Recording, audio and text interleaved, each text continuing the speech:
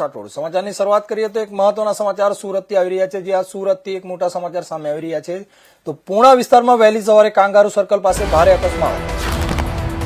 ભારે ટ્રકે એક વાનને જોરદાર ટક્કર મારી। ટક્કર બાદ ત્રણ થી ચાર વખત પલટી ખાઈ ગઈ। અકસ્માતમાં એક વ્યક્તિને ઈજા થવાની માહિતી। ઈજાગ્રસ્તને સારવાર માટે હોસ્પિટલ ખસેડાયો। ટક્કર માર્યા બાદ ટ્રક ડ્રાઈવર ફરાર। સ્થાનિક લોકોએ તરત જ 112 નંબર પર કોલ કરીને પોલીસને બોલાવી। પોલીસે ઘટના સ્થળે પહોંચી તપાસ શરૂ કરી।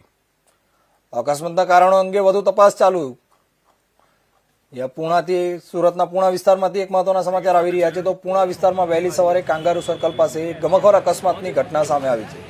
એક ભારે ટક્કરે ટ્રકે એક વાનને જોરદાર ટક્કર મારી હતી। આ ટક્કર બાદ વાન 3 થી 4 વખત પલટી ખાઈ ગઈ હતી। અકસ્માતમાં એક વ્યક્તિને ઈજા થવાની માહિતી સામે આવી છે ત્યારે ઈજાગ્રસ્તને સારવાર માટે હોસ્પિટલ ખસેડાયો છે। જોકે આ ટક્કર માર્યા બાદ ટ્રક ડ્રાઈવર ફરાર થઈ ગયો હતો। સ્થાનિક લોકોએ તરત જ પોલીસને બોલાવી હતી। પોલીસે ઘટના સ્થળ પર પહોંચીને વધુ તપાસ શરૂ કરી છે।